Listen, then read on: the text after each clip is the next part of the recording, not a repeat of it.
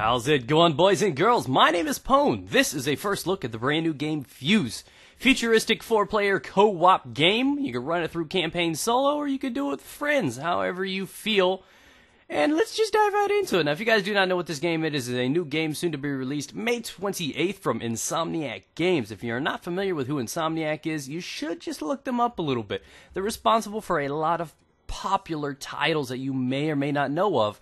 And I will be, straight honest with you, I will admit that I did not know that they created Spyro.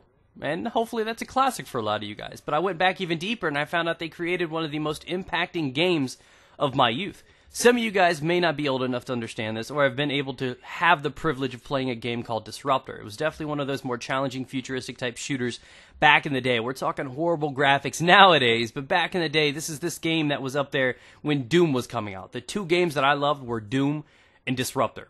Those games were out way beyond their years. They were incredible. They were futuristic. They were fun. Great shooters.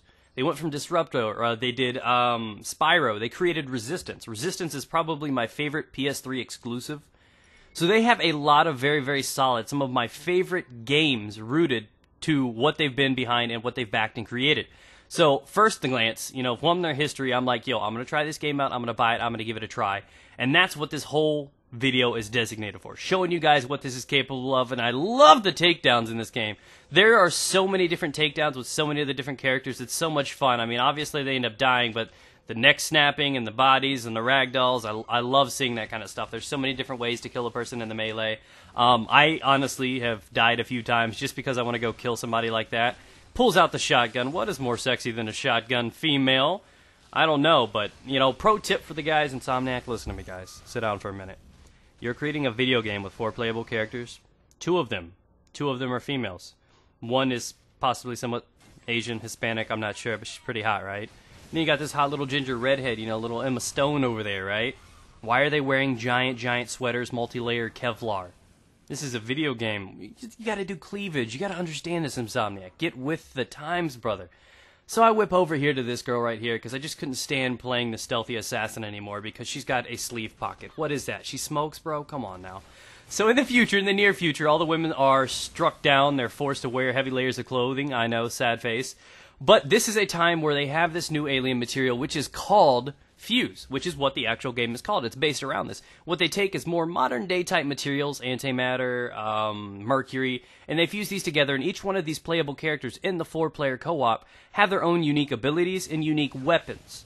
So as you can see right now, he pulls out this giant shield right now, and I'm able to actually push up. So when you're actually playing with Fringe and you're able to maneuver around, it's a very, very important part that you guys play classes and use them when you need to. Another great feature, which is why you're seeing right now in solo player, is that I can actually alternate around to play the different characters and do what I need to.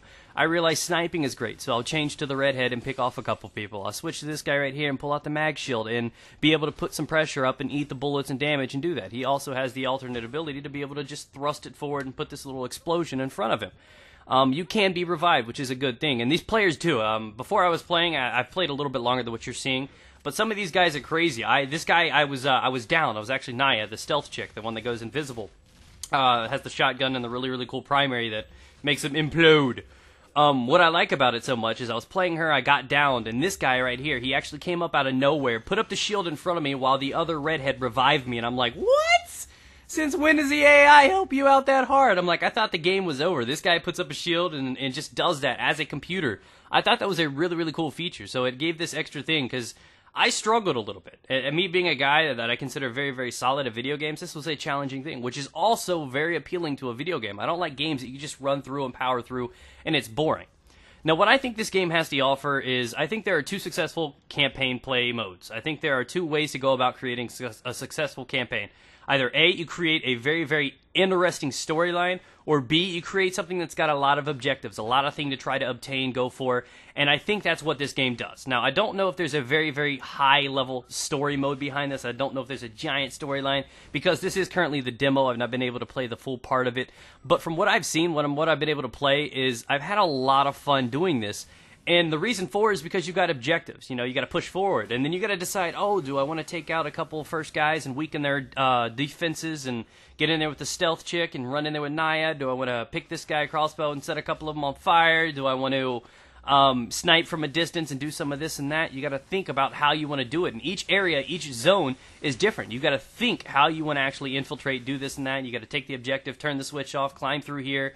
And it has this feel. If I had to mix this game with something, it'd be like Gears or Resistance mixed with Tomb Raider or something.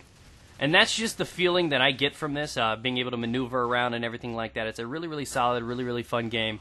And I would recommend you doing this. Now, basically, if it comes down to the buy or pass, I would recommend if you have the extra money to buy. This is not going to be one of the game breakers, best games of the year. But let's face it. Early on in the year like this, most of the better AAA titles come out towards the end of the year. You got your Everybody Buys COD and Battlefield. All of those always come out at the end of the year. Halo. You don't get too many solid games to hold you over through the summer or anything like that. So that's what I think this game has to offer. Anytime you have a decent title come out mid-early year, I'd say buy it. It's going to hold you over. It's getting to that point where Call of Duty is getting a little boring and repetitive. It's getting to where this and this is a little crazy. This is one of those games that's going to be fun with teammates, and even more important, even if you just had one additional friend playing with you, it makes the difference in this game. It gets a little challenging when you're playing with yourself. Take that any way you like. And it's fun, though. I mean, a good challenge. If you're looking for something like that, go for it. Now, unfortunately, with the demo, I'm not capable of playing too much from this. But I have been told there are different kind of, like, game types, things like Horde, so on and so forth, where there's, like, 12 waves of things you got to fight off and progress, and that can actually get a little competitive. I believe there are, like, bags of money on the ground that you got to race through and level up. Each one of these weapons, you have the ability to level up something, whether it be damage or quicker reload time, 20% more damage. You can stealth and it costs 20% less or lasts longer, that kind of stuff. So each one of these characters has the ability to upgrade and move on and progress a little bit more. So you find the characters you like, you find your teammates, you work with it, and you have some fun. Overall, for a campaign experience, from what I've been able to take from this game, I'd give this game about a 7.5 or an 8 overall. I do think it is a good purchase. If it was coming out later at the end of the year and I only had about a $200 budget to work with, this may not be a title that I chose, but seeing as how it is early in the year and it is something that can last me until then, if I get a good month or two out of playing this, have some fun with some friends, some good laughs, I think it's worth the investment. So if you guys want to check the game out yourself, it is available for pre-order now. It does come out on May 28th, I do recall.